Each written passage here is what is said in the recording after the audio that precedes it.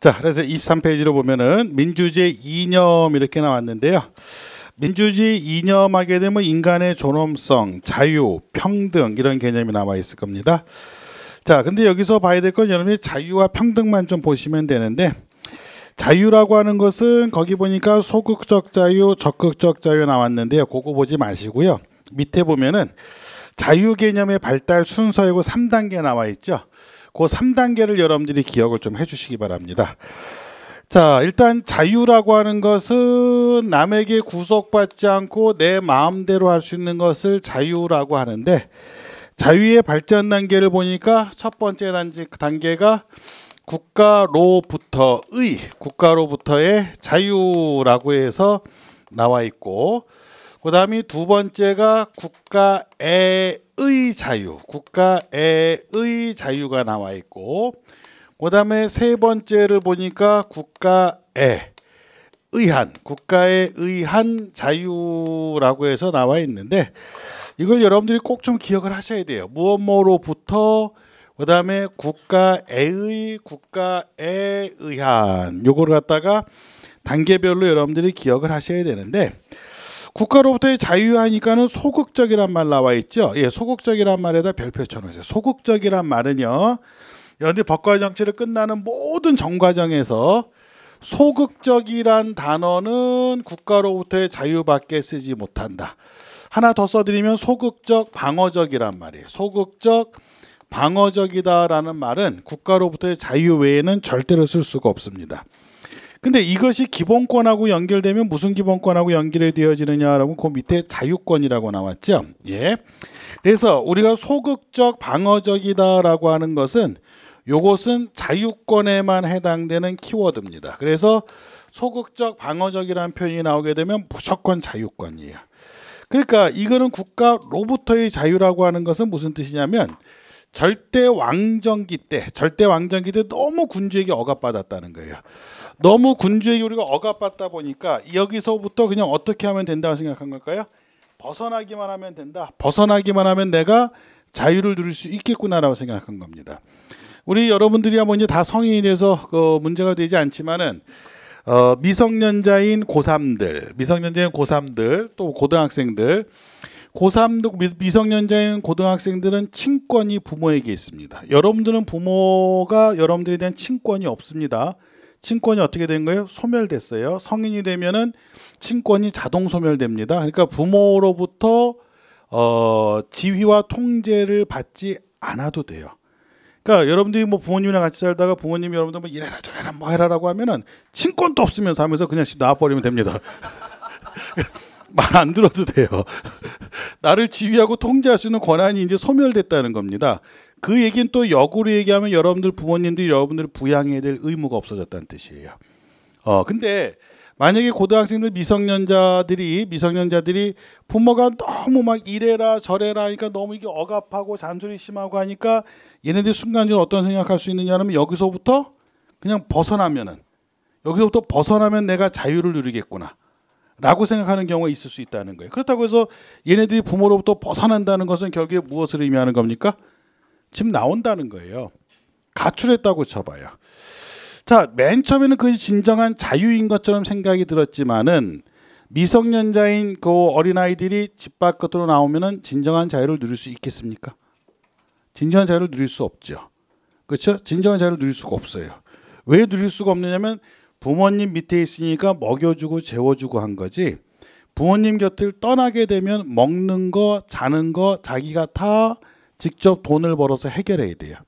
그럼 돈을 번다면 돈을 누가 거저주는 거 아니잖아요. 누군가 밑에 들어가서 일을 해야 되는데 그걸 한번 경험하고 나면은 그래도 부모 품이 그리웠겠구나라고 생각할 수가 있어요. 진정한 자유는 자본주의 사회에서 진정한 자유는 자본으로부터 독립이에요. 그 얘기는 무슨 말이냐면 자본의 지배를 받지 않는 생활을 누릴 수 있다라고 하면 그걸 진정한 자유라고 생각합니다. 여러분 자유롭습니까? 저는 자유로울까요? 마이크 두고 저는 수업하고 싶을까요? 왜 수업할까요? 돈 벌려고 하는 겁니다. 그렇죠. 돈이 필요하고 돈을 벌려. 제 주머니에 현금이 100억이 있다. 여러분 주머니에 현금이 100억이 있다. 공무원 시험 준비하실래요? 안 하죠. 저도 강의 안 합니다. 주머니 배고. 그게 자본으로부터 독립이에요. 실질적으로. 그렇잖아요. 근데 자본으로부터 억압이 되어 있으니까 우리는 어디서 벗어났다고 했을 때 그게 자유를 누릴 거라고 생각하면 그게 자유가 아니었단 말입니다. 그러니까 맨 처음에는 그냥 벗어나면 된다고 생각한 거예요. 요게 단순히 17, 18세기 때, 시기적으로 따지면 시민혁명기 때 국가 권력으로부터 벗어나기만 하면 나는 자유다라고 생각을 했는데, 아까 얘기한 대로 혁명의 주체는 주도 세력은 부르주아 계급이었어요. 주도세력은 부르주아 계급은 무엇을 통해 성공한 애들이냐면은 상공업을 통해서 돈을 많이 번, 그래도 나름대로 부유한 계층이었습니다. 그러나 부르주아 계층만 가지고 시민혁명에 성공할 수 있었느냐라고 하면 그건 아니거든요. 그러면 시민혁명을 성공하기에 도움을 준 사람들은 노동자도 있을 거고 농민들도 있을 거고 여성들도 있을 거예요. 근데 혁명을 성공하고 해놓고 보니까 이 부르주아 계급들이 야, 세금 안 내는 애들은 정치에 참여하지 마. 세금도 안 내면서 무슨 정치에 참여하려고 해. 해서 최소 3일치의 임금을 직접세로 납부 가능한 자들만 정치에 참여하라고 한 거예요. 그러니까 그 당시 기록에 보면 전체 국민들, 시민들의 약 3에서 5% 정도만 정치에 참여했다. 그 나머지 97, 95%는 정치에서 소외가 된 겁니다. 그러니까 노동자, 농민, 여성들의 삶을 보니까 혁명 전이나 후나 나아진 게 없는 거예요. 왜 우리의 삶은 이렇게 빡빡하지? 왜 우리는 계속 이렇게 살아야만 되는 거지? 자꾸 이런 생각이 들기 시작하는 겁니다. 그래서 잘 사는 애들을 가만히 보니까 부르주아 계층들은 정치에 참여하면서 자기네들에게 유리한 정책을 만들고 자기네들에게 유리한 법을 만들더라 이겁니다. 그러면 당연히 노동자, 농민, 여성들도 뭐에 참여해달라고 요구하겠어요? 그렇죠. 정치에 참여하게 된다. 근데 국가로부터 벗어났단 말이에요. 근데 정치에 참여하려면 국가로부터 벗어나는 것이 아니라 어디로 다시 가야 되는 겁니까? 국가 속으로 다시 가야 되는 거죠. 그렇죠? 그래서 국가로부터 벗어나 봤다 해서 영어로 보니까 from the state, 국가로부터 벗어나 봤다. 근데 이게 진정한 자유가 아니더라. 그렇죠? 보다 나은 자유를 누리기 위해서는 우리도 정치에 참여하자. 그럼 정치에 참여해야 되려고 계속 뭔가를 요구를 해야 될 거 아니에요. 요구한다는 것은 소극적이에요, 적극적이에요? 적극적이죠. 그러니까 여기부터는 뭘로 바뀌는 거냐면 여기부터는 다 적극적 자유로 바뀌게 되는 거예요. 그러니까 소극적 자유다라고 하고 방어적 자유다라고 하는 것은 국가로부터의 자유, 즉 다시 말해서 자유권 외에는 절대로 없다는 겁니다. 자유권만 소극적이고 방어적이고 나머지는 다 적극적으로 하는 거예요. 정치에 참여하게 해달라. 그래서 이때 요구하기 시작한 것이 바로 뭐냐면 참정권을 요구하기 시작하면서 참정권이 요구되는 건 19세기부터 참정권을 줄기차게 요구합니다. 그래서 국가 A 자유하게 되면 참정권적 기본권이라고 나와 있고 19세기부터 요구된 거예요. 영어로 얘기하면은요, 여러분 영어로 좀 기억해 두는 게 훨씬 더 편해요, 사실은. From the state, 국가로부터 나왔죠? 다시 정치에 참여하려니까 국가로부터 나왔는데 국가 속으로 다시 들어가야 되겠단 말이야. 그렇죠? 그럼 방향을 나타내는 전치사예요. 학교에 가다, 영어로 뭡니까? Go to school. 그러니까 국가 속으로 다시 들어가자. 국가 A의 자유, 국가로 다시 가자. 그래서 to the state, 국가로 다시 가야 되겠구나라고 해서 to the state, 국가 A의 자유. 국가 A의 자유가 잘 외워지지 않으면 국가에서의 자유 이렇게 해도 상관이 없어요. 벗어났는데 이제 참정권을 누리기 위해서는 다시 국가로 들어가야 되니까 국가에서 자유를 누리자라고 해서 국가에서의 자유 이렇게 생각해도 상관이 없습니다. 자, 정치에 참여했어요. 정치에 참여했는데 이놈의 19세기 후반부터 20세기 초는 문제가 심각해지기 시작합니다. 자본의 독점이 나타나요. 자본주의 문제점이 심화되기 시작해요. 자본주의 문제점 중에서 가장 큰 게 뭘까요? 빈부격차입니다. 우리나라도 굉장히 심각해요, 지금요. 그렇죠? 고소득층 10%가 차지하는 소득 점유 비중이 약 46%, 45%를 넘는다고 합니다.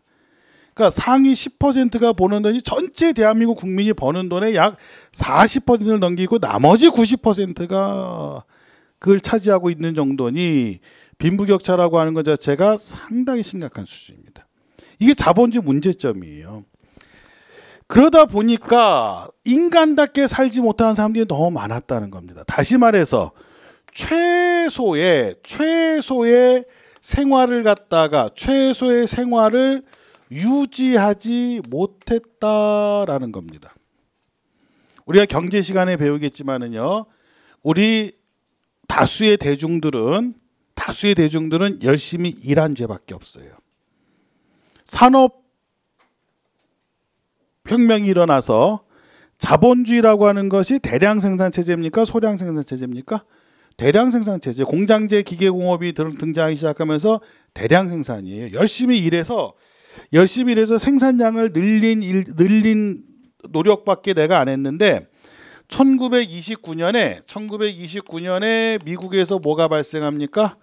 1929년에 대공황이라고 하는 것이 발생을 합니다. 대공황이 발생했는데 대공황을 갖다가 뭐라고 얘기하느냐라고 하면 제가 말씀드리는 건 여러분들 조금씩 머릿속에 좀 기억을 하세요. 이건 경제할 때도 또 나오니까 풍요 속의 빈곤이란 말을 써요. 대공황을 다른 말로. 풍요 속의 빈곤이다. 역설적이지 않나요? 용어 자체가 풍요로운데 어떻게 빈곤하냐 이 말이거든. 풍요로운데 어떻게 빈곤하냐. 풍요로운데 빈곤할 수가 있습니다. 왜 풍요로운데 빈곤하냐라면 이거는 풍요롭다는 것은 재고가 많다는 뜻이에요. 생산을 죽으라고 했는데 이놈의 생산을 했는데도 팔리지는 않고 하니까 재고가 계속 쌓여요. 재고가 계속 쌓이다 보면 공장 가동은 어떻게 할까요? 멈추죠. 그러면 그것이 결국에 뭘로 이루어지는 거예요? 실업으로 이루어지는 거죠. 내가 열심히 일한 대가가 뭐야? 실업이야. 그러니까 사회적으로는 재고가 차고 넘쳐서 풍요로운 것 같더나 내 생활은 빈곤한 거예요. 내가 왜 빈곤하게 됐습니까? 게을러서? 나태해서? 아니죠. 열심히 일해서. 내가 기계 부속품처럼 열심히 일해서. 찰리 채플린의 모던 타임즈라는 영화 자체가 바로 그 시대 그거 인간이 부속품화되는 것에 대한 반발, 그렇죠? 인간의 소외 현상.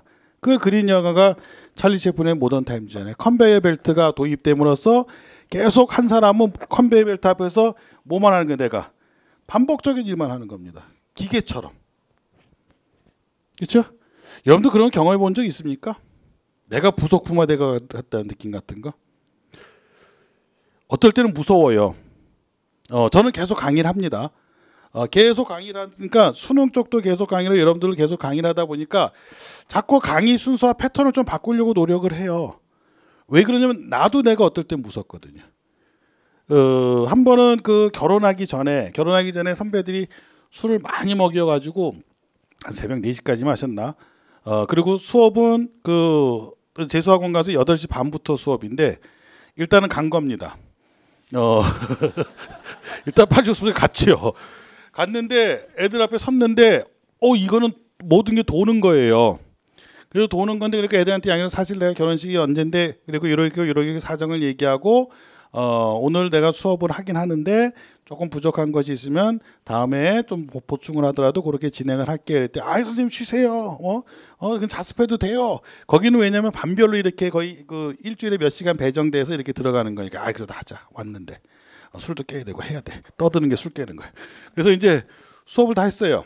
수업을 다 하고 이제 그 몇 시간 수업하고 되면 우리 연구실에 누워 좀 쉬었다가 이제 그 다음 시간에 수업을 들어갔죠. 책을 보여달라고 한 겁니다. 내가 지난주에 미안했는데 지난 시간에 미안했는데 한번 책 좀 줘봐라. 수업을 내 잘못 미진한 게 있으면 좀 더 해줄게. 그래서 봤는데 미진하지 않았어요. 문제는 똑같았습니다. 그때 제가 너무 이게 내가 녹음기가 돼가고 있구나.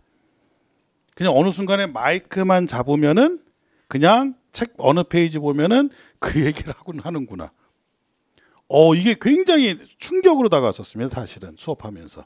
그래서 자꾸 패턴을 좀 바꾸려고 하고 새로운 어떤 저기 가려고 하고 하는데 한 곳에서 오래 수업을 하면 그걸 갖고 가기가 되게 힘들어요. 그래서 지금은 제가 나가는 학원들은 뭐 강남에서도 수업하고 여기도 이제 순환적으로 이렇게 돌아오면서 강의를 하다 보니까 다른 지역의 학생들을 만나다 보니까 사례도 다르게 들고 변화도 주면서 좀 그런 거죠. 어떨 때는 진짜 무서워요. 직업병이라는 것 자체가. 그래서 저는 항상 마이크 들고 이렇게 쓰는 사람이잖아요. 손을 가만히 두면 불안해요. 그래서 집에서도 리모컨을 들고 있어요. 그래서 집사람이 뭐 하는 거예요? 아, 이상해. 아무것도 손을 안 잡고 있으면 이상해. 그 리모컨을 잡고 있고 손도 항상 이렇게 쓰는 스타일이니까 텔레비전 볼 때도 가만히 있으면 이상하게 그냥 이렇게 하고 돌아오면서 열심히 일한 죄밖에 없는 겁니다. 제가 리모컨을 왜 잡고 있겠어요? 마이크 잡고 있는 시간이 기니까 열심히 강의한 죄밖에 없는 거예요. 근데 얘네들은 열심히 일했는데 실업자가 돼서 빈곤 상태에 놓이더라. 그러니까 이때부터 어떤 생각이 든 거냐면 가난이라고 하는 것 자체가 가난이 개인적 차원이 아니라 이게 사회적으로 책임을 져야 될 필요가 있겠구나. 사람들이 왜 내가 이렇게 가난해야 됩니까? 나 열심히 일한 죄밖에 없는데, 열심히 일한 죄밖에 없는데 왜 이렇게 가난해야 되느냐? 왜 내 생활이 힘들어야 되느냐? 누구 잘못이냐? 이런 걸 하소연하다 보니까 벌써 가난한데 이게 개인음이 아니라 사회적 책임일 수도 있구나. 그러니까 내 가난을 갖다 좀 해결해 달라. 더 적극적으로 나서는 거예요. 그러니까 내가 자유롭지 못하다.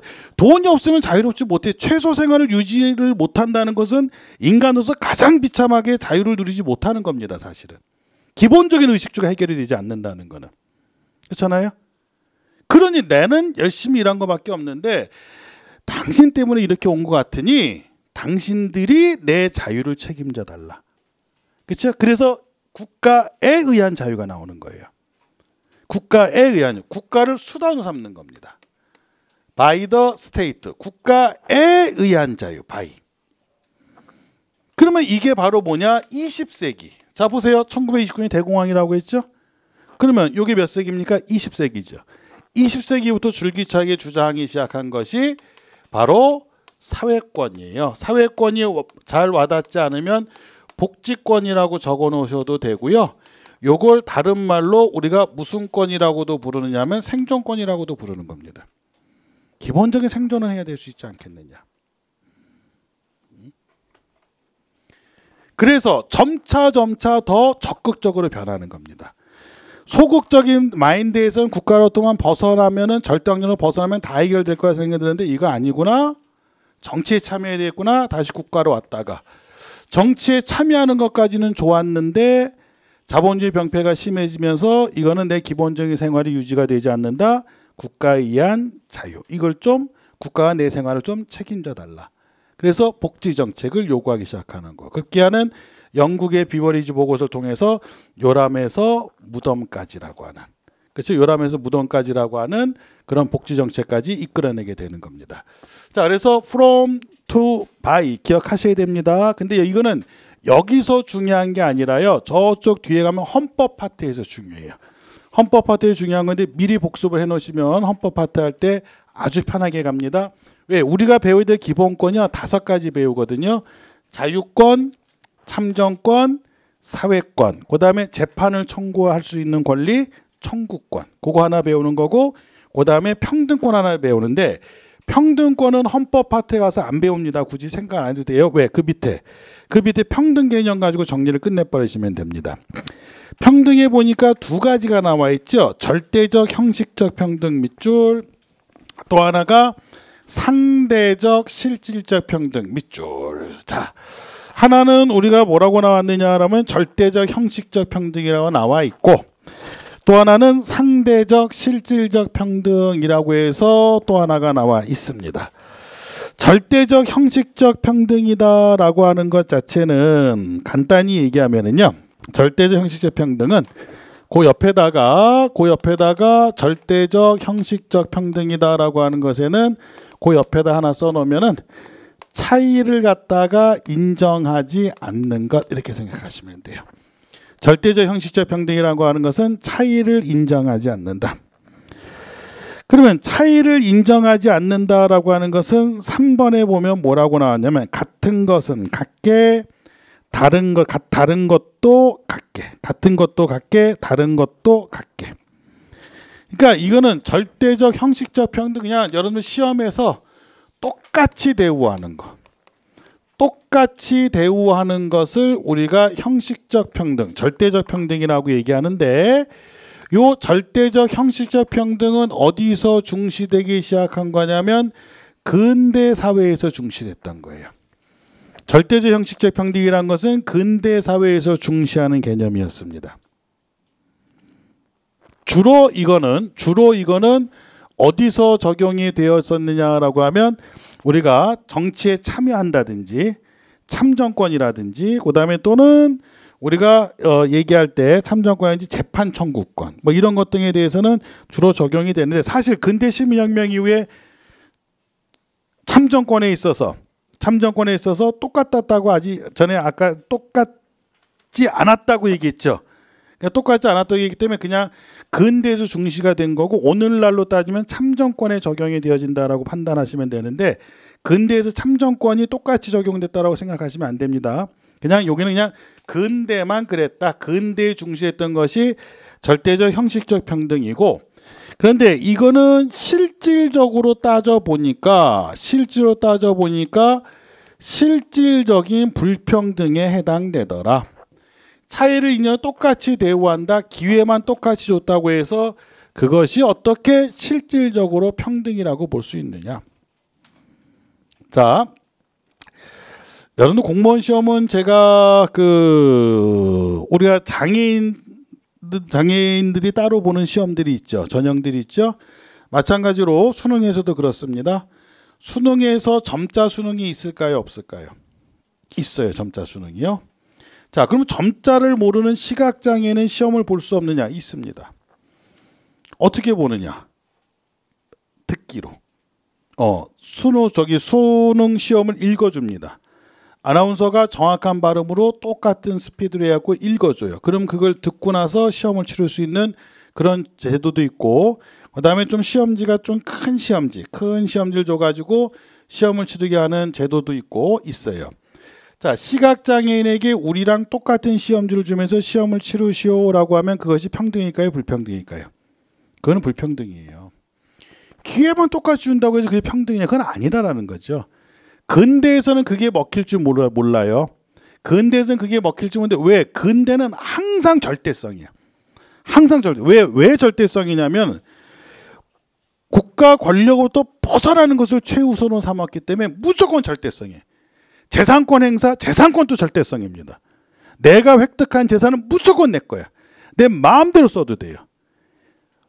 나중에 민법 파트 할 때 보겠지만 계약도 내 마음대로 계약하면 돼요. 왜? 국가는 터치하지 마라. 벗어나면 그걸로 끝나는 거다. 그러니까 국가가 나서 뭐 차이를 인정해서 뭐 다르게 대우하고 하지 말라는 게 근대 정신이었어요. 근데 이게 실적 불평등을 가져오더라.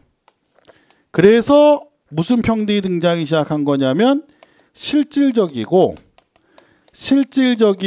상대적인 평등이 제시가 되기 시작했는데 이 실질적이고 상대적 평등이 언제부터 등장하는 거냐면 현대 헌법에서 중시되기 시작했다. 그러면 현대에서는 실질적 상대적 평등을 중시합니까? 단정적으로 얘기할 수 있습니까? 예, 그렇게 얘기해도 돼요. 우리나라 헌법 정신도요, 실질적이고 상대적 평등을 의미하는 겁니다. 그러면 이걸 중시한다는 것은 요거는 당연히 어디 갔어? 똑같이 대우한다는 건 당연히 뭐를 깔리는 거예요? 기본으로 깔린 상태에서 이걸 하라는 겁니다.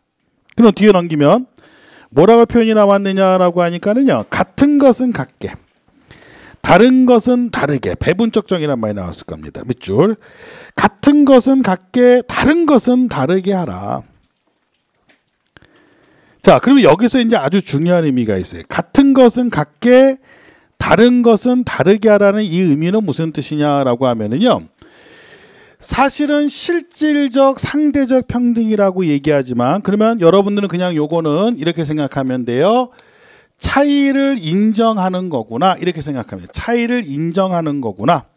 차이를 인정하는 평등이 실질적 상대적 평등이구나 라고 생각하면 되는데, 요게 조금 디테일하게 나오면 어렵게 나올 수가 있어요. 어떻게 어렵게 나오느냐라고 하면 실질적 평등이라고 하는 것을 둘로 구분하자. 자, 기본적인 것은 차이를 인정하면 다 실질적 상대적이고 차이 인정 안 하면 다 절대적 형식적입니다. 이게 가능해 무슨 말인지요?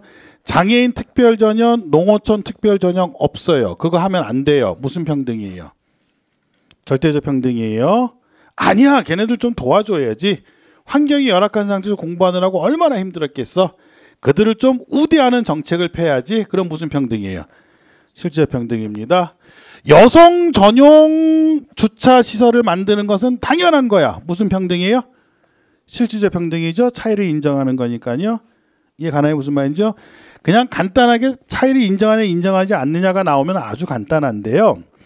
실질적 평등을 디테일하게 구분해 가지고 상대적 평등이냐 비례적 평등이냐라고 구분해서 나오게 될 경우에는 잘 여러분들이 판단하셔야 된다는 겁니다. 조금 어렵게 나올 경우는.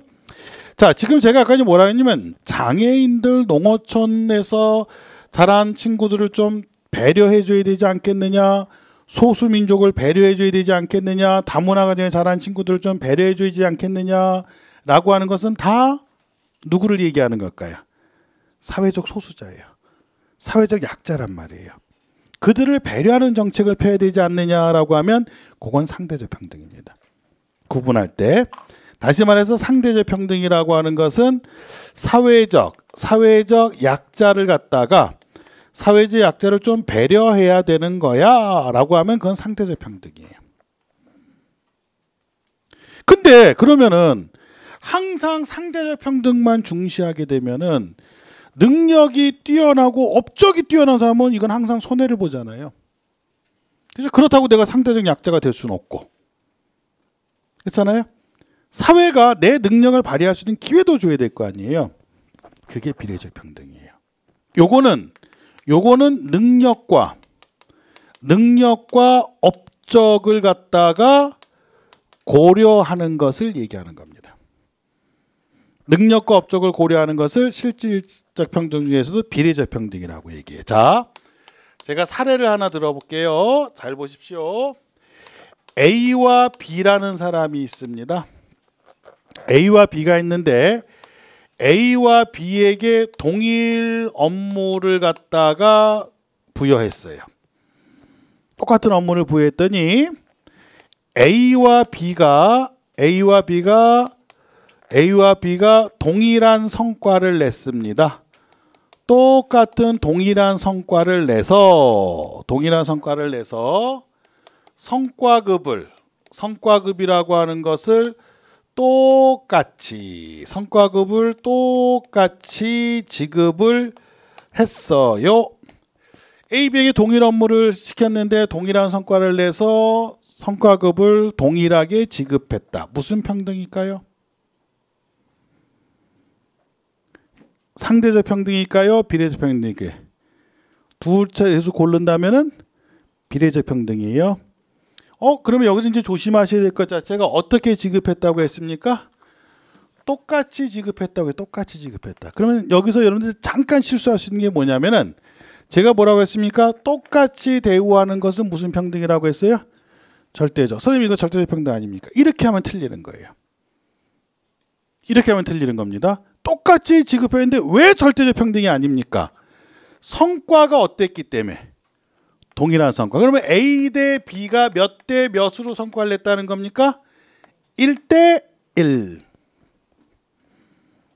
그럼 다르게 추론하면 A가 2배 성과를 냈다라고 하면 성과급을 몇 배를 줄까요?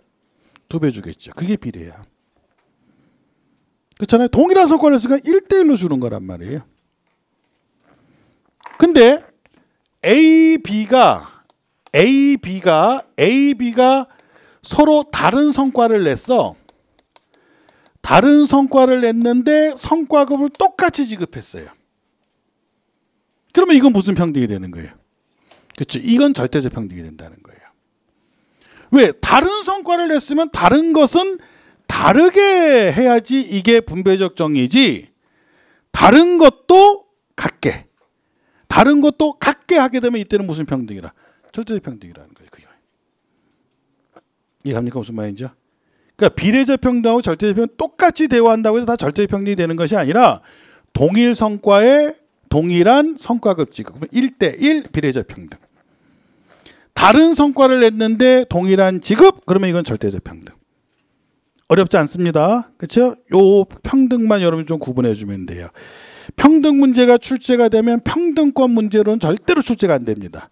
평등의 요 개념 가지고 출제가 돼요. 그래서 사례가 주어진 다음에 그 사례에 맞는 평등을 찾아라 라고 하는 것이 출제가 되어진다. 이렇게 여러분들이 보시면 돼요.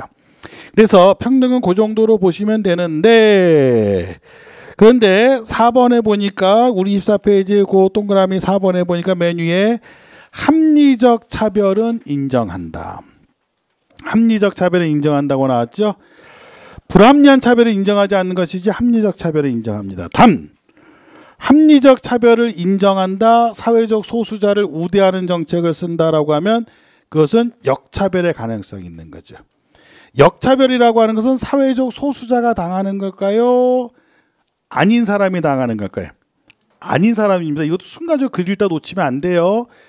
사회적 소수자는 역차별이란 말을 쓰면 안 됩니다. 역차별은 사회적 소수자가 아닌 사람이 당하는 것이 사회적 역차별, 이렇게 이야기를 하시면 될 겁니다. 그래서 평등 좀 기억을 해 놓으시고요.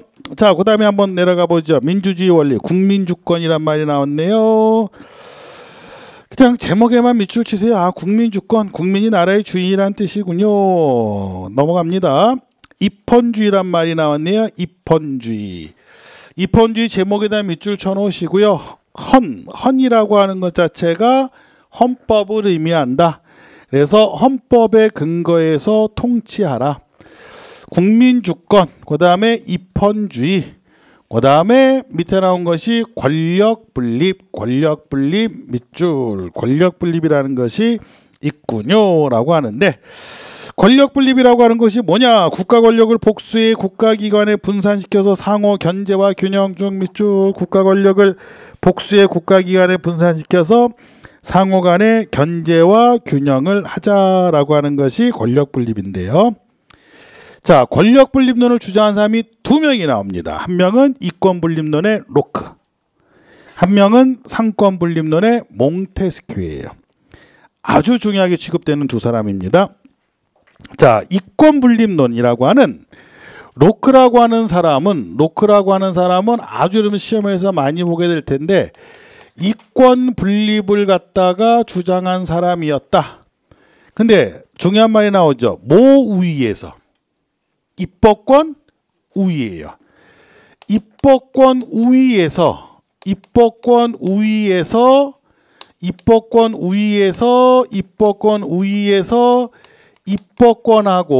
입법권하고 집행권으로 분리해야 됩니다라고, 둘로만 나눠야 됩니다라고 얘기한 사람이 로크입니다. 입법권이 우위예요. 그래서 이러한 권력 분립을 수직적 권력 분립이에요 라고도 이야기를 합니다. 그래서 로크는 수직적 권력 분립 입장에 있습니다 라고 얘기를 해요. 입법이라고 하는 것은 뭘 갖다 입법이라고 합니까? 법을 만드는 거예요. 법을 만드는 거. 그렇죠? 집행은 뭘 하는 거죠? 법을 집행하는 거죠. 집행부를 다른 말로 얘기하면 뭐가 될까요? 행정부예요. 집행부가 바로 행정부가 되는 겁니다. 그러니까 여러분들이 공무원에 임용이 되면은 집행부의 구성원이 되는 거예요. 행정부의 구성원이 되는 겁니다. 그러면 입법의 근거에서, 법률의 근거에서 명령과 규칙을 만들겠죠. 그 명령과 규칙에 의해서 여러분들은 뭐 하면 되는 거예요? 그 법을 집행하는, 그렇죠? 법을 집행하는 그 위치에 놓이게 되는 겁니다. 그러면 집행은 행정이라는 뜻이에요. 자, 근데 그러면 입법권과 집행권이라고 하는 것은 입법부와 뭘로 분리해라? 행정부로 나누어라. 근데 누가 우위에 있다는 겁니까? 입법부가 우위에 있다는 거예요. 그래서 이 로크의 생각이 바로 요러한 생각이 여러분들 2단원 가서 제일 처음에 배우게 되겠지만은, 이러한 생각이 의원 내각제에, 그래서 의원 내각제에 로크의 이권 분립론이 영향을 갖다가 끼쳤다라고 얘기하는 겁니다. 영국의 의원 내각제 영향을 끼쳤다.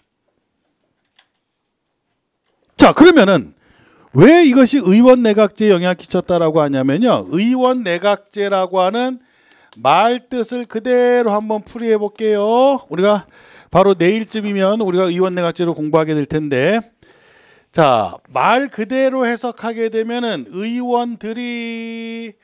국회의원들이 내각을 구성한다. 내각, 정부. 국회의원들이 정부를 구성한다는 것이 의원 내각제예요. 그러면 우리는 국회의원들 선거를 합니다. 국회의원 선거를 하면은 국회에서 일부를 뭘로 뽑는 거냐면 여기서 뽑아서 총리를 내세우고 이들로 하여금 내각을 구성하도록 하라라는 것이 의원 내각제예요. 그러면 총리나 장관, 자, 장관까지 갈 필요, 총리를 국민들이 뽑는 걸까? 국회의원들이 뽑는 걸까? 국회의원들이 뽑는 거예요, 인사권이. 그러니까 국회의원들이 뽑으니까 이 총리를 내보낼 수 있는 것도 누가 내보내는 거예요? 국회의원들이 내보내는 겁니다. 내각 불신임. 총리도 자를 수 있다는 거예요. 그러니까 당연히 누가 우위가 되는 거예요? 입법부, 의회 중심의 정치가 되는 거. 그래서 로크의 생각이 어디 영향을 주었다면 의원 내각에 영향을 줬습니다라고 얘기하는 겁니다. 이 간내 무슨 말인지, 모 중심의 정치를 주장했기 때문에 입법부. 그렇죠? 몽테스키웨라는 사람이 있어요. 몽테스키웨는 상권 분립을 주장한 사람입니다. 상권 분립론. 상권 분립론에서 우리가 알고 있는 입법, 행정, 사법, 입법, 행정, 사법부로 분리를 하시오라고 하는 것이 몽테스키웨가 주장한 거고, 그래서 입법, 행정, 사법. 근데 여기는 수평적 분립이라고 하는, 수평적으로 분리하라라고 하는 것은 요 의미가 바로 뭐냐라고 하면, 입법부나 행정부나 사법부나 어떤 것이 우위에 있는 것이 아니라 수평적 관계, 동등한 3권이 똑같이 분리가 되어 있습니다라고 해서 수평적 관계를 갖다가 이루고 있다라고 얘기를 하는 겁니다. 그러니까 국회의원도 누가 뽑는 거예요? 국민이 뽑고, 대통령도 누가 뽑는 거예요? 국민이 뽑지만 사법부, 대법관, 대법원장 우리가 뽑지 않죠. 법관 우리가 뽑지 않죠. 그러나 헌법에서 그들의 신분은 철저히 보장해 주는 겁니다. 대통령이라고 해서 사법부의 인사권에 개입할 수 없고, 국회라고 해서 인사권에 개입할 수 없고, 사법부는 사법부 나름대로 인사권을 독립적으로 주는 거예요. 그러니까 이게 수평적으로 이렇게 운영이 되는 체제를 이루어야 된다라고 하는 것이 몽테스키. 그게 수평적 권력 분립입니다. 그러니까 이것은 어디에 영향을 준 거냐면은 거기에 나온 것처럼 미국의 대통령제에 영향을 주었습니다라고 얘기합니다. 대통령제에 영향을 주었다라고 얘기해요. 자, 그러면 여러분들 한번 생각해 볼게요. 로크의 생각하고 몽테스키의 생각하고 누가 더 권력 분립에 좀 더 충실한 사람일까? 몽테스키, 맞아요. 몽테스키입니다. 그러면 의원 내각제랑 대통령제랑 어느 게 더 권력 분립에 충실한 걸까요? 대통령제예요. 왜? 수평적 권력 분립이라는 것이 오히려 더 대등한 관계니까. 그래서 권력 분립이 어느 게 더 충실했냐면 몽테스키에.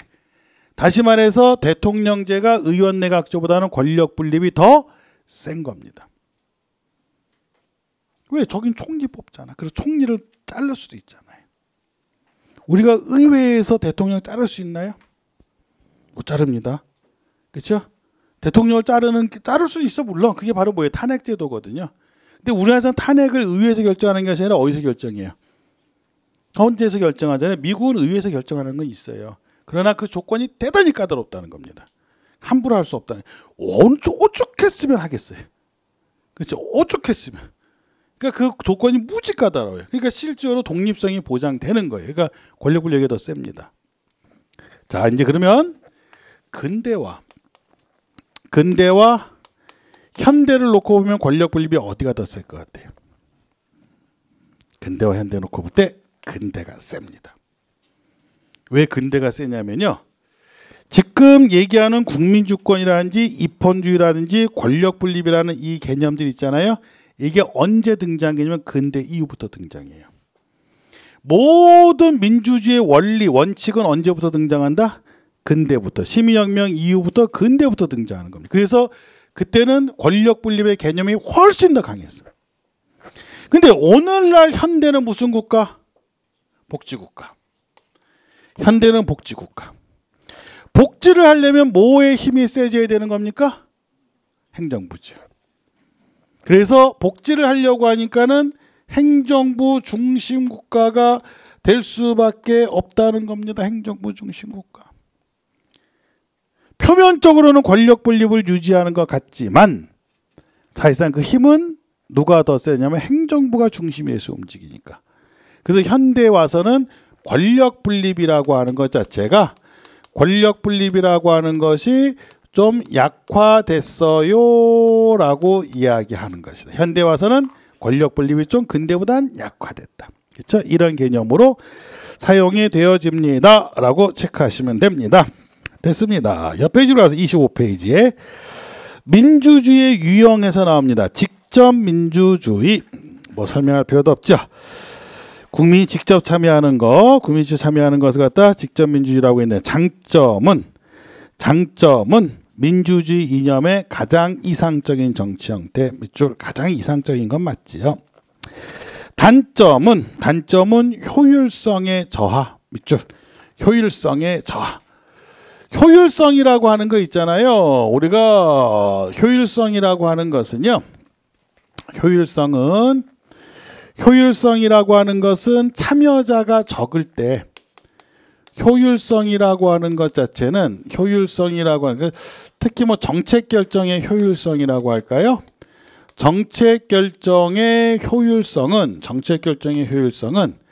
참여자가 적을 때 참여자가 적을수록 정책 결정 참여자가 적을수록 높아요. 근데 직접 민주주의는 모든 의사결정을 국민이 직접 참여하다 보니까 참여자가 어떤 거예요? 많아요. 정책적 효율성은 떨어질 수 있어요. 여러분들 옛날에 학교 다닐 때 학교 선생님이 굉장히 민주적이라고 쳐봐요. 학급 의사결정이 제대로 됩니까? 안 돼요.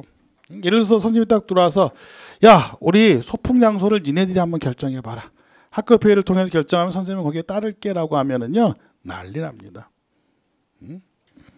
제주도 가요. 소풍은 뭐 제주도로 가. 수학여행도 아니고 난리가 날 겁니다. 애들이 막 그냥 서로 중구난방이에요. 선생님이 딱 들어오셔가지고 내일 소풍 간다. 비가 오나 눈이 오나 날씨가 그지 같아도 소풍 간다. 근데 소풍 장소는 학교 뒷산이니까 아침 9시까지 집합하도록 한다. 애들이 에이 그러면서 막 책상 두들기고 그게 소풍이에요 합니다. 너희 새끼 나와. 어머니 물어갖고 2대만 올려붙이면 가만히 우리 땐 체벌이 있었으니까 가만히 쥐죽은쥐 죽어버려요. 결정된 겁니다. 내일 9시까지 무조건 나와야 돼요. 안 나오면 후폭풍이 더 세요. 그렇죠? 그게 바로 독재예요. 혼자 결정하면은요 정책의 효율성이 무지 세집니다. 그러니까 지방자치제가 생겼다는 것은 정책 결정의 효율성이 높은 걸까요? 낮은 걸까요? 낮은 거죠. 다만 효율성은 참여자가 높을수록 또 효율성은 높지만 다만 민주성과 투명성이라고 하는 것 자체는 투명성은 반대로 참여자가 어떨수록 좋은 걸까요? 참여자가 많을수록 민주성과 투명성은 많을수록 높다는 겁니다. 자, 근데 자유롭게 한번 소풍 장소 결정해봐라. 제주도요. 야, 그거 좋겠다. 결정을 덜컥 해버린 거야. 선생님은 거기에 대해서 뭐라고 할 수도 없어요. 니네들이 결정하라고 했으니까. 멍청하게 결정한 겁니다. 비현실적으로. 이런 결정을 내릴 줄은 몰랐단 말이에요. 그래도 나는 쟤네들이 이성적일 줄 알았는데 정상적인 결정을 내릴 줄 알았는데 저런 결정을 내리다니. 그 얘기는 그건 무슨 뜻이냐? 중후정치. 어리석은 민중들. 그래서 민주성과 투명성을 높여줄 수 있으나 단점이 하나가 중후정치의 가능성은 중후 정치의 가능성은 높아진다는 겁니다. 그래서 고대 그리스 아테네의 중후 정치가 바로 도편 추방자는 게 나오는 거예요. 그렇죠? 다수의 어리석은. 그래서 플라톤은 저거 싫어했습니다. 뭘 싫어했냐면 민주주의 싫어했어요. 왜 민주주의 싫어했느냐? 다수의 어리석은 민중들이 정치하니까 나라가 이상해 간다는 거예요. 그래서 플라톤이라는 사람은 나중에 나오겠지만 철인 정치를 주장한 사람이에요. 철인 정치가 뭡니까? 필라소퍼. 철학자, 지혜를 갖춘 자가 정치를 해라. 그래서 그리스에서도요. 민주 정치보다도 철인 정치, 지혜를 갖춘 소수가 지배하는 것을 더 바람직한 거로 본 것이 플라톤이에요. 그리고 지도자는 사유재산을 가지면 안 된다고 합니다. 사유재산 갖지 마라. 지도자는 사유재산 갖지 않으면서 또 뭐 하라고 하냐면 가족도 갖지 마라. 결혼해서 가족을 꾸미게 되면 가족들이 뭐 해줘야지 하면서 부패 가능성이 높아진다. 절대로 그러고 사적 생활하지 말고 공동 생활해라. 그게 지도자의 덕목이다. 사유재산 갖지만 가족 갖지 말고. 가족 가지면 부정부패하게 된다. 좀 잘못 봤던 것 같아요. 가족이 없어도 부정부패하는 사람이 있더라고요. 그렇죠? 그냥 그 정도로 하고 넘어갈게요. 그래서 플라톤 생각에 조금 거기에서 오류가 좀 있지 않았느냐. 조금만 예측하지 못한 것 같아요. 그러다 보니까 간접민주정치로 가게끔 되는 겁니다. 그런데 주요 제도에서 국민투표, 국민바람, 국민소환이라고 하는 것이 있는데 국민들이 결정해라. 근데 국민투표는 체크를 하셔야 됩니다. 국민투표를 보니까 레퍼런덤하고 플레비사이트 두 가지가 있어요. 레퍼런덤은 헌법상 제도화 밑줄. 자, 국민투표라고 하는 제도적 장치가 있는데요. 국민투표라는 제도적 장치가 있는데 하나는 레퍼런덤이 있더라. 레퍼런덤. 또 하나는 플레비사이트라고 하는 것이 있더라. 그런데 레퍼런덤은 헌법상 제도화가 되어 있습니다. 헌법상 제도화가 되어 있는 거고 플레비사이트라고 하는 것은 이것은 거기 뭐라고 나왔느냐라고 보니까 헌법상 제도화되어 있지 않은 이렇게 나왔어요. 그러니까 이거는 해도 되고 안 해도 되는 거예요. 그러니까 요거는 지도자의 자의적 판단이 개입될 수 있는 가능성이 있는 것이 플레비사이트입니다. 레퍼런덤은 제도화됐기 때문에 선택의 여지가 없는 겁니다. 우리나라에서 반드시 국민투표를 거쳐야 되는 게 있어요. 뭐 할 때 국민투표 거쳐야죠? 개헌할 때예요. 우리나라에서 개헌할 때 국민투표를 거치는 것은 이거는 레퍼런덤입니다. 이것은 대통령의 판단이 들어갈 필요가 없어요. 무조건 해야 되는 거예요. 그런데 이거는 해도 되고 안 해도 되는 자의적 판단이 중요한 정치적 사항이라고 하는 것 자체가 중요하다는 것 자체가 과연 뭐냐? 사람마다 다를 수 있다는 겁니다. 그게 자의적이에요. 헌법 파트가 써 있지만 대통령의 긴급 명령권 발동이라든지 긴급 재정경제 처분 및 명령권 발동이라든지 할 때 긴급하다는 것이 과연 어떤 상태를 긴급하다고 얘기하느냐? 지도자의 자의적 판단입니다. 나는 이게 긴급하다고 판단 들었다라고 하면 대통령이 발동할 수 있다는 거예요. 그러니까 이거는 지도자의 자의적 판단이 개입될 수 있다는 것은 이것을 악용한다는 것 자체는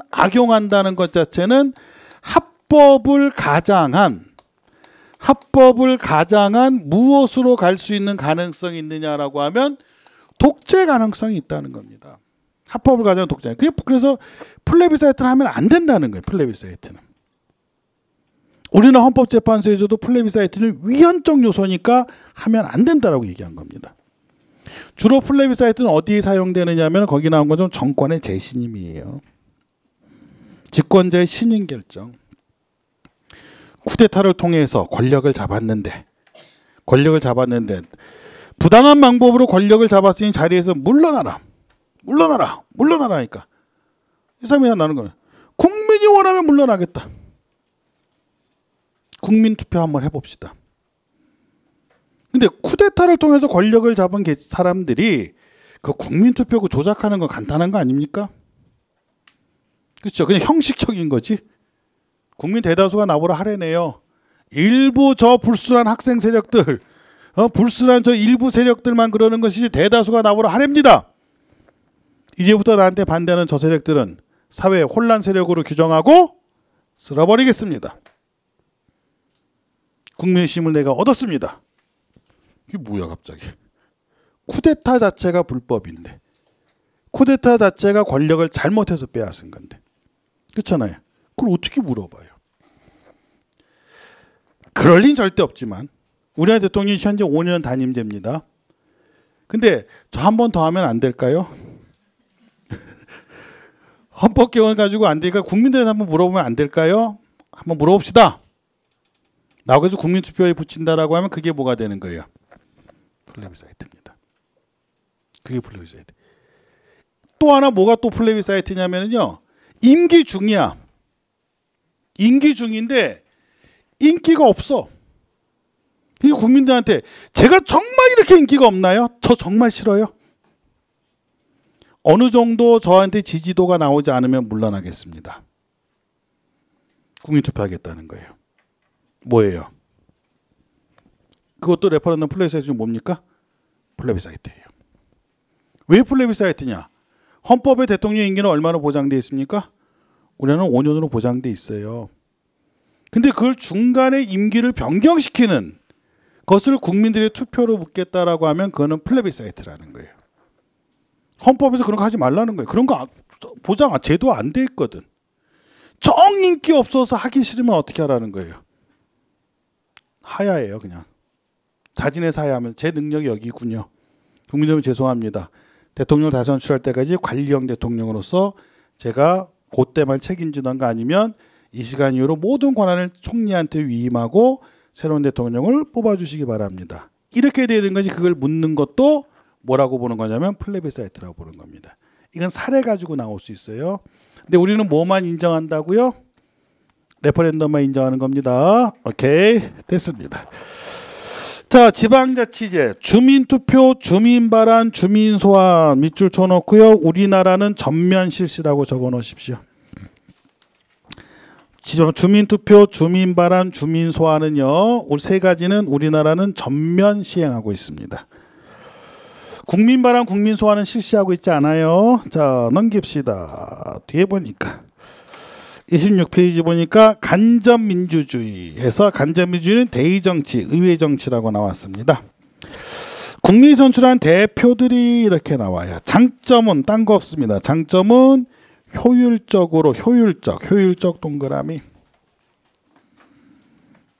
그 다음에 전문성 동그라미. 효율적이고 안마해도 전문성이 있지 않겠는가라고 생각을 해서 간접민주정치를 시행을 한 겁니다.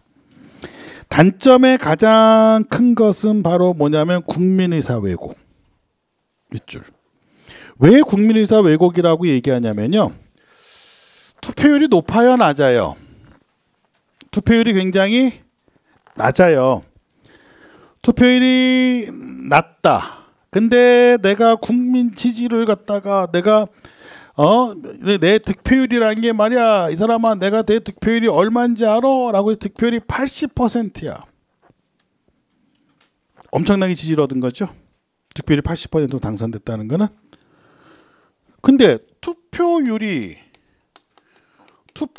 예를 들어서 40%밖에 되지 않았다. 그럼 예를 들어서 유권자가 10만 명이라고 하면 투표한 사람 얼마? 4만 명. 그렇죠? 4만 명 중에 80% 3만 2천 명의 표를 얻어서 당선된 사람이에요. 그러면 잠재적 반대자가 몇 명이라는 소리입니까? 6만 8천 명은 잠재적 반대자예요. 적극적 지지자가 아니란 말이에요. 언제든지 반대 세력으로 돌아설 수 있다는 겁니다. 근데 이거한테 내가 80% 국민의 지지를 받고 있다라고 해서 정치를 하게 될 경우에는 잘못하면 뭐가 될 수 있다? 국민의사를 왜곡할 수 있다는 거죠. 이게 간접민주주의, 그래서 선결 조건이, 간접민주주의가 성공하기 선결 조건이요, 투표율이 무조건 올라가야 돼요. 투표율이 올라가지 않고 참여하지 않으면 그거는 간접민주 정치는 실패할 수밖에 없는 겁니다. 참여도가 높아야 돼요. 근데 단점이 거기 뭐라고 나왔으면 또 하나, 정치적 무관심이 커집니다. 내가 참여하지 않으니까 정치적 무관심이 커져요. 정치적 무관심이 커지게 돼요. 여러분들 자기가 사는 지역의 광역단체장 정도는 알죠? 서울시 사시는 분들은 서울시장이 누군지 알죠? 그렇죠? 경기도 사시는 분들은 경기도지사가 누군지 알죠? 그렇죠? 예, 여기서 뭐 딴 지역에서 오신 분들 계실지 모르겠지만 자기 지역의 광역단체장 정도는 압니다. 왜? 워낙 많이 나오는 사람들이니까. 자기가 사는 지역의 기초단체장까지 아는 분이 계실까 모르겠네요. 서울 살아요? 경기도 살아요? 서울이요? 구청장 누구죠? 이번에 당선된 구청장? 모르죠. 다들 저는 눈을 안 맞추려고 하는데 그냥 안 물어볼게요. 구청장, 시장 누군지 몰라요. 내 실생활과 가장 밀접한 연관이 되어 있는 기초단체장 누군지 모릅니다. 국회의원은 혹시 아시나요? 국회의원도 모르는 경우 있어요. 근데 다음에 선거 나면 이 사람이 누구였지? 텔레비전 많이 봤던 사람인데 뉴스에 많이 이름 많이 들어, 좋은 쪽으로 나왔는지 나쁜 쪽으로 나왔는지 기억이 안 나. 근데 많이 뉴스에 나왔어. 그게 잘못된다는 겁니다. 그럼 잘못된 지도자를 뽑을 수 있다는 거예요. 그렇죠? 쉬운 거니까 그 정도 패스하고 넘어가죠. 그래서 호남민주 정치가 나온 겁니다. 그래서 호남민주 정치가 거기다 하나 적어 놓으면은요, 호남민주 정치는 대부분의 국가에서 호남민주 정치를 실시하고 있어요. 호남민주 정치라고 하는 것은 그렇기 때문에 호남민주 정치입니다라고 하는 것은, 호남민주 정치라고 하는 것은 간접민주제를 근간으로, 간접민주제라고 하는 것을 기본이라고 할게요. 근간보다는 기본의 직접민주 요소, 직접민주 요소를 갖다가 조금 도입을 한 것을 갖다가 우리가 호남민주라고 해요. 그럼 아까 직접민주 정치 요소, 우리나라는 아까 이제 뭐 도입했다고요? 국민투표제도. 그냥 국민투표제는 도입했습니다. 국민투표 중에서도 뭐 도입했다? 레퍼렌덤. 이거 레퍼렌덤 꼭 용어 외워야 되나? 안 외워도 됩니다. 안 외워도 돼요. 그냥 짧은 거 실시했다. 플레비사이트 길잖아요. 뭐 긴 건 안 하고 그냥 짧은 거 했다 이렇게 외워도 돼. 시험만 맞추면 되는 거니까, 그렇죠? 그러니까 레퍼렌덤 그냥 짧은 거, 뭔가 긴 건 안 했어, 짧은 것만 했어, 그냥 그렇게. 네 글자를 안 넘었을 거야. 네 글자 안 넘으면 짧은 겁니다. 우리는 좀 너무 긴 거예요. 주민자 들어간 건 다 했다. 주민 소환, 주민 발언 이런 거는, 주민 투표는 다 실시하는. 그걸 도입한 게 호남민주 정치입니다. 대부분의 국가가 실시하고 있어요. 그래서 우리나라 호남민주주의 고기 밑에 국민투표, 국민소환 발언 중에서 국민투표제도만 실행하고 있고, 주민투표, 주민소환, 주민발언 제도를 모두 실행하고 있는 것이 호남민주주의입니다. 이렇게 나와 있죠. 전자민주주의도 요즘에 이것도 조금 냄새가 나기도 해요. 전자민주주의는. 이게 인터넷을 통해서예요. 요즘에 핫한 거 있죠. 전자민주주의 하면은 국민청원제도. 어디를 통해서? 청와대 홈페이지에 국민청원제도 하는 거 있죠. 그게 전자민주주의예요. 국민들의 의견을 직접 듣고, 직접적인 의사표현을 듣고 우리가 요구하는 것을 실행에 옮겨달라라고 얘기하는 겁니다. 근데 그게 너무 많을 수 있으니까 청와대에서는 20만 명 이상이 동의하면은 책임 있는 책임자가, 정책 결정의 책임자가 나와서 거기에 대한 가부를 갖다 결정해서 설명을 해주겠다. 한 건에 20만 명 이상이 동의를 하는 청원이라고 하는 거는요. 근데 그거는 의미가 있는 거예요, 사실은요. 근데 이것도 잘못하면 뭘로 결부됐으냐면 그게 단점에 써져 있지 않나요? 단점 그 옆에 사이버 포퓰리즘이에요. 그 옆에 보니까 사이버 포퓰리즘이라고 있죠. 포퓰리즘이 인기 영합주의거든요. 마치 내가 당신 얘기를 다 들어줄게. 해봐. 라고 하는데 들어줄 수 없는 말을 하거든. 근데 그걸 쓴 사람들 입장에서는 대리만족이 돼요. 왜? 그래도 내가 의사소통할 수 있는 곳이 있었으니까. 그렇잖아요? 사이버 포퓰리즘. 해줄게. 여러분 나중에 공무원 임명돼서 보십시오. 여러분 사이트 들어가기도 싫어요. 거기 얼마나 많은 글들을 올려야 되는지. 한번 들어가서 보십시오. 가관이 아닙니다. 우리 동장님이 바람을 피우는 것 같아요. 그런 글도 올라와 있어요. 그래서 어쩌라고. 진짜 여러분들 구청, 여러분 사는 구청시 홈페이지 한번 시장에 바란다, 구청장에 바란다 한번 들어가서 한번 봐보십시오. 거기 얼마나 많은 글들이 올라와 있는지. 깜짝 놀랍니다. 근데 그렇다면 그런 문제점이 있으면 이걸 어떻게 해결해야 되지 않겠느냐라고 생각하는데요. 이 전자민주주의라고 하는 건 참 이게 애매합니다. 두 가지 정도로 생각하셔야 되는데 이게 오히려 전자민주주의가 정치 권력이라든지 부패라든지 이것도 이렇게 부정부패라든지 이걸 감시할 수 있는 긍정적 기능이 있어요. 실제로 그래요. 실제로.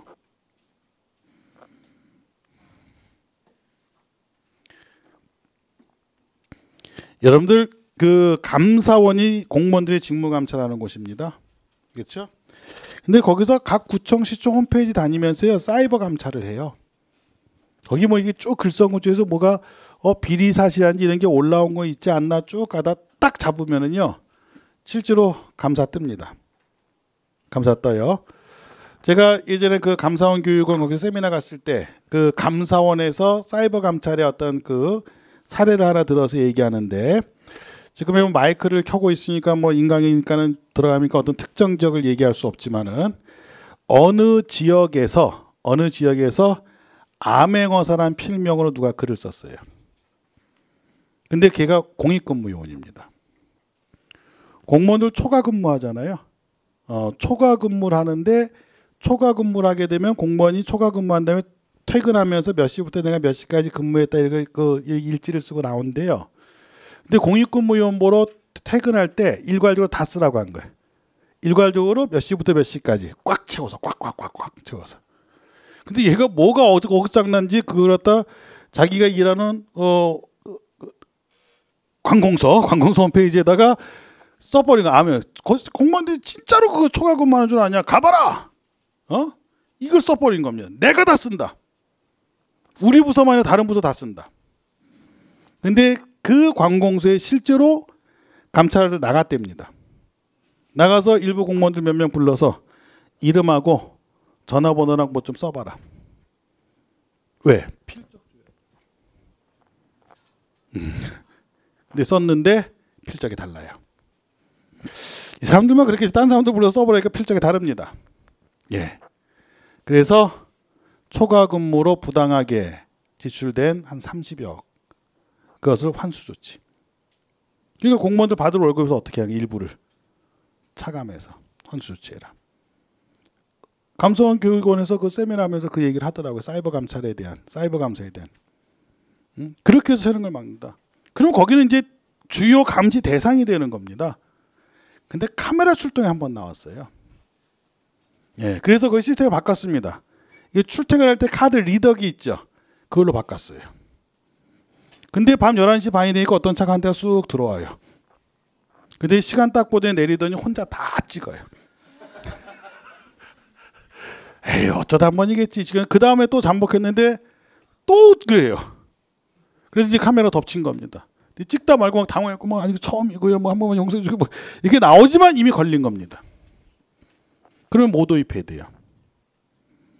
지문 인식기예요. 예, 그걸 누수되는 것, 예산이 누수되는 것을 갖다가 막을 수 있는 그게 물론 아까 전에 말도 안 되는 걸 올리는 사람들도 있지만 예, 결정적인 한 건 잡으면은 그게 끝내준다는 겁니다. 그런 것이 여러 군데가 적발됐던 거예요. 이걸 감시할 수 있어요, 사실은요. 참 그렇게 애매한 겁니다. 근데 부정적인 것은 이거는 거기 나오는 판옵티콘. 판옵티콘이라고 해서 요거는 우리가 원형 감옥의 형태를 얘기하는 건데 전자 감옥이라고 적어놨잖아요. 또 하나는 우리가 요것도 한번 생각해 볼 필요가 있어요. 텔레스크린.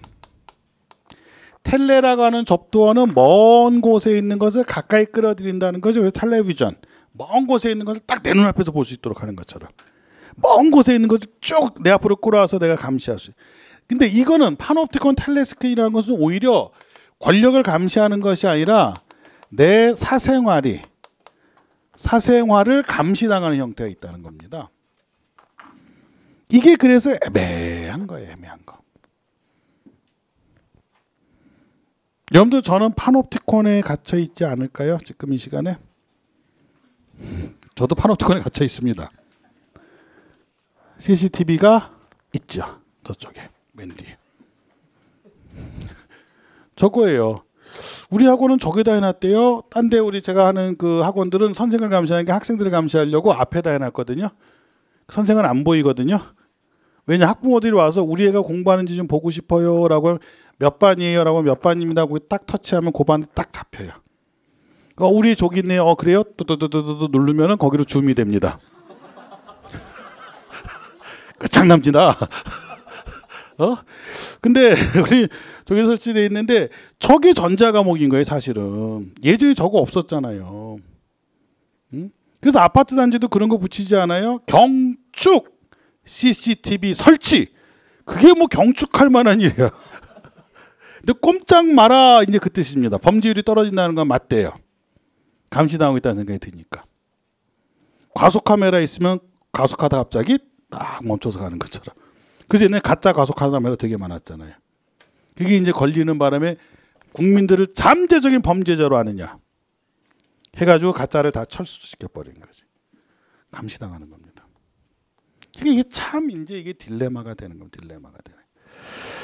그러나 인터넷이 발달되고 유비쿼터스 시대, 우리가 어디서든지 간에 정보와 기기를 손을 댈 수 있고, 그렇죠? 정보를 생산할 수 있고 소비할 수 있는 시대라고 했을 때 전자민주주의를 약화시키기는 어려울 겁니다. 네, 같이 기억을 해놓으시고요.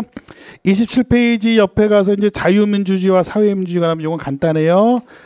자유민주주의는 평등보다 자유 우선 밑줄 영미국식 민주주의라고 얘기하고, 사회민주주의는 사회적 평등을 우선시해요. 평등을 우선시하는 겁니다.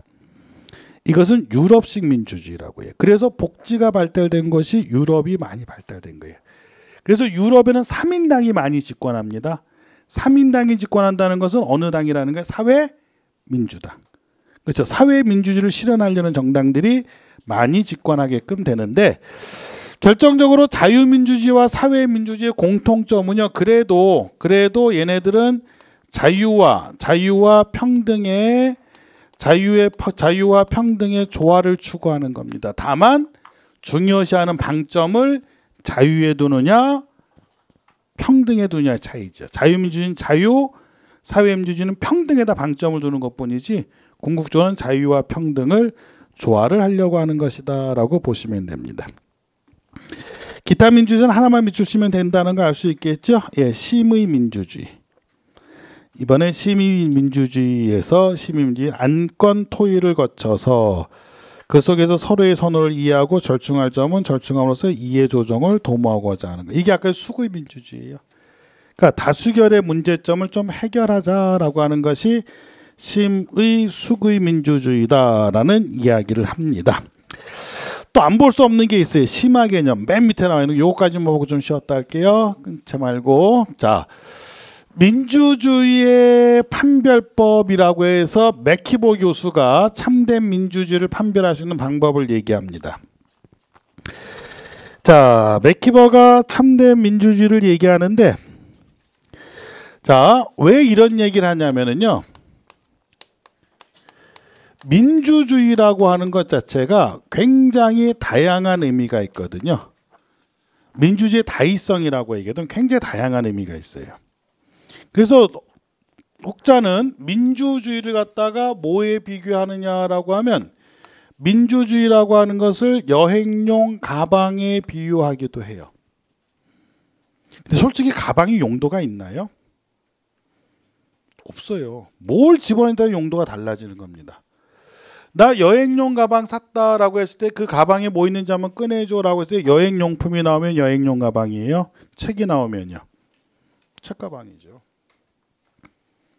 그렇잖아. 가방은 뭘 넣느냐에 따라 용도가 달라진다는 거예요. 근데 국가들마다 다 우리는 민주주의다라고 얘기해요. 민주주의다. 아까 북한도 자기네들 민주주의라고 하잖아. 우리 민주주의야라고 얘기해요. 자, 그럼 그 안에 뭐가 있는지 한번 꺼내봐라. 여행용 가방에는 여행용품이 있어야 여행용 가방이다. 거기 책이 들어있는 책가방이야. 너 민주주의라고 하는데 뭐 있는지 한번 꺼내봐. 꺼냅니다. 3대 세습. 이상한데? 뭐 하나 다시 꺼내봐. 고문, 학살, 정치범 수용소. 야, 이거는 민주주의 아니잖아. 꺼내는 것마다 왜 그러니? 우리 민주주의야. 이렇게 얘기하려고 하는 사람이 많다는 거예요. 누구든지 민주주의라는 것이 좋은 의미라고 생각하기 때문에. 그래서 안 되겠다. 맥키버가 5가지를 제시한 겁니다. 다 차지하고 5가지 체크하자 하면서 맥키버가 얘기한 게 첫째, 니네 나라에서 정부에 대해서 반대되는 의견을 얘기한다 할지라도 이전처럼 심신의 안전이 보장되느냐? 정부 욕해도 너 안전하니? 두 번째, 정부 정책에 반대하는 사람들이 모여서 조직을 만들 수 있니? 쉽게 말하면 정부를 욕하는 사람끼리 모일 수 있니? 그렇죠? 그러면 2가지가 정부에 대해서 마음대로 뭐라고 할 수 있니? 2가지를 묶은 게 바로 이게 언론, 출판, 집회, 결사의 자유가 보장이 되니? 라는 거예요. 첫 번째, 두 번째가. 세 번째 뭐라고 나왔어요? 집권당에 대해서 자유롭게 반대 투표할 수 있느냐? 그럼 집권당에 대해서 자유롭게 반대 투표할 수 있느냐라고 하는 것은 정부 정책에 반대하는 조직에 반대 투표할 수 있느냐예요. 그럼 정당이 몇 개 이상이라는 소리예요? 2개 이상이어야 되죠. 그리고 그 밑에 뭐라고 나왔어요? 집권당을 반대하는 투표가 대다수를 차지할 경우 정부를 권력에서 물러나게 할 수 있느냐? 이걸 수평적 권력 교체라고 해요. 수평적 정권 교체. 왜 수평적 정권 교체라고 하냐면은 여당과 야당은 수직적 관계가 아니에요. 여당과 야당은 무슨 관계입니까? 수평적 관계란 말이에요. 그래서 선거를 통해서 정권을 교체했으니까 수평적 정권 교체입니다. 혁명은 수직적이에요. 왜? 이렇게 된 거니까. 하층 계급이 권력적 측면에서 하층 계급이 혁명을 통해서 뒤집어 엎어버려서 권력의 상위층을 물러나게 하고 하층이 권력을 쟁취하는 거니까 혁명은. 그래서 혁명은 수직적 권력 교체라고 얘기하는 거고요. 그 다음에 투표로서 이렇게 바꾸는 걸 수평적 정권 교체라고 합니다. 그러면 적어도 정당이 2개 이상은 있어야 되는, 2개 이상은 있어야 되는 복수 정당제가 실시가 되어야 민주주의라고 할 수 있다는 거예요. 그러면서 마지막에 나오는 것이 이 같은 문제를 결정짓는 선거가 일정 기간 또는 우리가 일정 부분 실시될 수도 입헌적인 조치가 마련돼. 헌법에서 이러한 것들이 보장이 되는가? 근데 거기 뭐라고 했어요? 중요한 거는 이 중에 하나라도 아니오라고 대답한다면 그 나라 민주주의가 아니다. 그래서 우리나라 민주주의라는 겁니다. 우리나라 정부 욕할 수 있어요. 정부 욕하는 조직을 결성할 수가 있습니다. 그리고 정부에 반대하는 야당에다 투표할 수 있고 정권 교체할 수 있고요. 이런 것이 다 헌법에서 보장이 돼요. 우리나라 민주주의예요. 북한이 민주주의 아닌 이유 또 하나 대볼까요? 김정은 욕하면은요 없어져요. 감금이 되는 정도가 아니라 그냥 없어집니다. 첫 번째부터 민주주의 아니에요. 근데 매크버 교수가 뭔가 하나 착각한 게 있어요. 이게 좀 먼 미래까지 내다봤어야 되는데, 여러분들 보통 선거가 실시가 된다면 이게 참된 민주주의 국가냐라고 판별할 수 있느냐, 보통 선거가 시되면 참된 민주주의 국가라고 판별할 수 있느냐라고 했을 때 결론부터 내리면은 X입니다. 보통 선거가 뭘 갖다 보통 선거라고 하죠? 일정 연령 이상이면 투표권이 있는 거예요. 우리나라는 몇 살 이상부터 선거권이 있죠? 19세. 그래서 제가 만이란 말을 붙이지 않아도요, 제 입에서 나오는 나이는요 다 만입니다. 법과 정치 파트에서 법적으로는 다 만 나이를 따지는 것이지, 한국 나이 뭐 이런 거 생일 나이 뭐 이렇게 따지지 않아요. 뭐 한국 나이 뭐 그다음에 출생 뭐 이렇게 따지지 않아서 무조건 만이에요. 19세 이상이면 투표권을 준다라고 해서 그것이 참된 민주주의라고 볼 수 있냐? 아니라는 겁니다. 자, 이게 잘 이해가 안 가시죠? 선거권 해서 정권 교체하고 하면 다 되는 거 아닙니까? 라고 하는데, 이렇게 써놓을게요. 여러분들 기억나게 편하게 북한도 한다. 뭐를? 보통선거 북한도 합니다. 북한은 보통선거란 말을 하지 않고 선거라면 일꾼 뽑기란 말을 쓴대요. 일꾼 뽑기.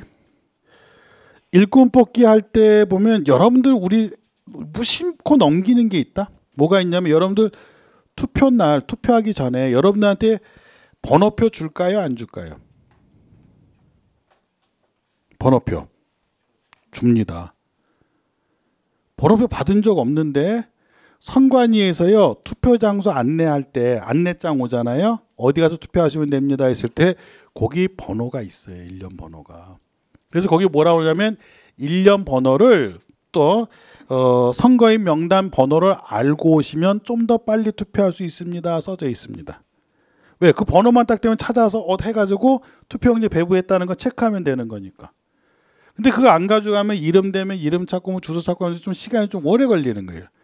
번호표 준다는 말입니다. 근데 그 번호표대로 투표합니까? 아니죠. 북한도 번호표 준답니다. 근데 번호표 순서대로 투표를 해야 돼요. 내가 400번 받았다면 400번째 와야 돼요.